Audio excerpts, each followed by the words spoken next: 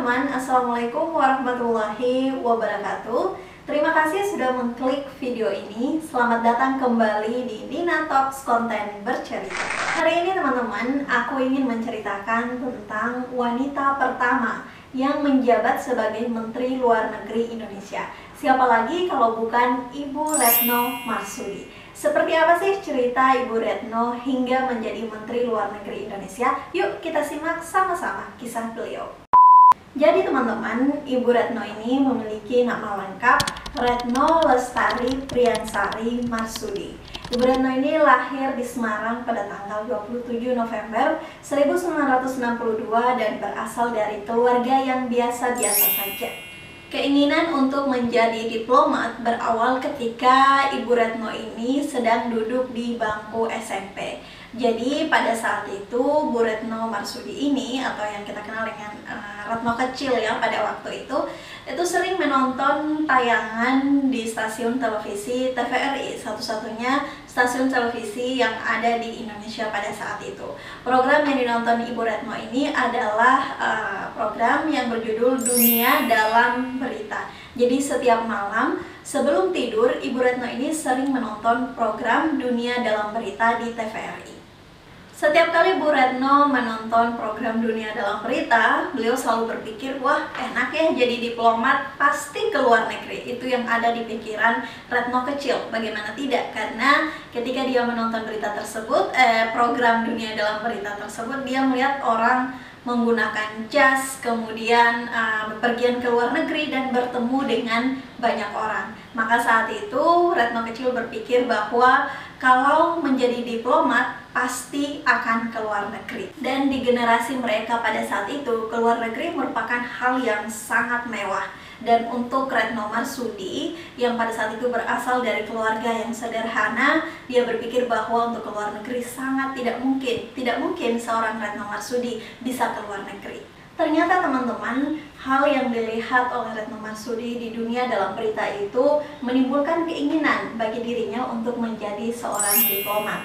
Sehingga suatu hari saat ia duduk di bangku kelas 1 SMA, sebelum masuk penjurusan, Retno Marsudi menyampaikan kepada ibunya bahwa ia ingin menjadi seorang diplomat. Dan untuk menjadi seorang diplomat, ia harus melanjutkan pendidikannya atau sarjananya ke perguruan tinggi terbaik yang ada di Indonesia, perguruan tinggi negeri. Karena pada saat itu memang kemampuan finansial orang tuanya tidak mendukung kalau Retno Marsudi kuliah di kampus swasta. Awalnya Retno Marsudi ingin kuliah di Universitas Diponegoro Semarang, Undip, karena dekat dengan rumah beliau. Namun karena pada saat itu tidak ada jurusan hubungan internasional di Undip, maka Ibu Retno Marsudi memilih untuk kuliah di Universitas Gadjah Mada karena Jogja dekat dengan Semarang. Di Jogja teman-teman, Retno Marsudi mengambil jurusan hubungan internasional. Semasa kuliah di Jogja, Ibu Retno ini hidup dengan sangat sederhana, berbekal dengan kiriman orang tuanya 50.000 per bulan. Bu Retno juga seringkali mengalami apa yang namanya kelaparan, kemudian nggak ada uang, atau ketika beliau pengen beli baju tapi nggak ada uangnya. Itu semua dialami oleh seorang Retno Marsudi. Semasa kuliah, Retno Marsudi juga sering mengikuti segala sesuatu yang membuatnya lebih dekat dengan pekerjaan impiannya, yaitu menjadi seorang diplomat.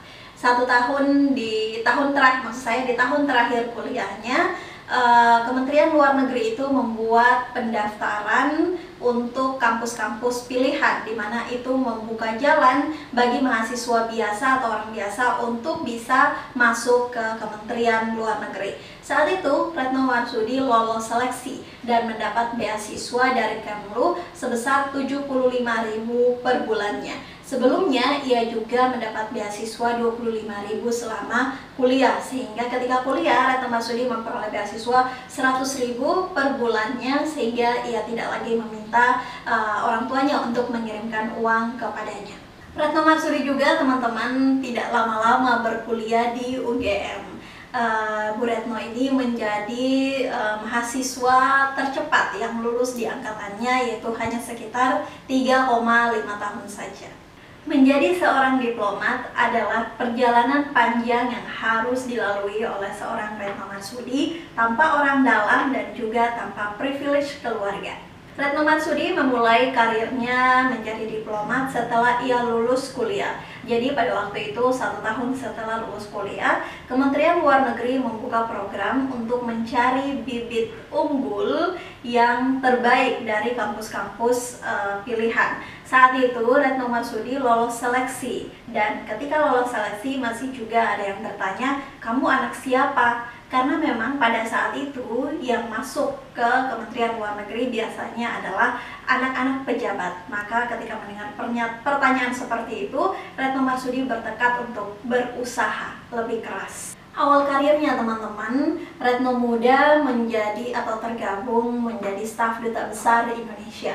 Pada saat itu, Ibu Retno masuk ke bagian Departemen Luar Negeri karena beasiswa yang ia peroleh dari Kementerian Luar Negeri tadi. Tugas pertamanya pada saat itu adalah menjadi staf diplomat di Canberra. Kemudian beberapa tahun kemudian, Retno Marsudi juga ditugaskan untuk menjadi sekretaris di bidang ekonomi di Den Haag, Belanda. Di sana juga Retno Marsudi mendapatkan gelar magisternya. Karirnya sebagai seorang diplomat terus berlanjut sampai pada akhirnya di tahun 2014 Retno Marsudi dipanggil oleh Presiden Joko Widodo untuk menjabat sebagai Menteri Luar Negeri. Dan sampai sekarang Ibu Retno masih menjadi Menteri Luar Negeri Indonesia. Ada banyak tindakan heroik yang dilakukan Bu Retno untuk menjaga perdamaian Indonesia dan dunia. Salah satunya adalah mengusahakan vaksin COVID-19 kemarin. Ibu Retno juga membantu membebaskan warga negara Indonesia yang terjebak dalam perang Rusia dan Ukraina. Selain itu, Ibu Retno juga sekarang sedang mengusahakan perdamaian antara Palestina dan Israel. Apa yang bisa kita tarik teman-teman dari perjalanan Bu Retno Marsudi menjadi seorang Menteri Luar Negeri? Bahwa ternyata berasal dari keluarga biasa-biasa saja itu tidak menjadi penghalang untuk kita menggapai impian dan cita-cita. Yang dibutuhkan untuk kita menggapai impian dan cita-cita kita adalah rajin belajar, tekun, dan bekerja keras. Karena dengan kita tekun, dengan kita menekuni satu bidang itu secara terus-menerus, maka insya Allah kita bisa menggapai apa yang kita impikan selama ini. Oke teman-teman, sekian video Nina Talks hari ini. Semoga video ini bermanfaat untuk teman-teman. Jangan lupa untuk di like, kemudian jangan lupa juga untuk komen kira-kira next video bagusnya kita cerita tentang apa lagi ya. Jangan lupa juga untuk subscribe dan nyalakan tombol notifikasinya. Dan see you on the next video. Bye!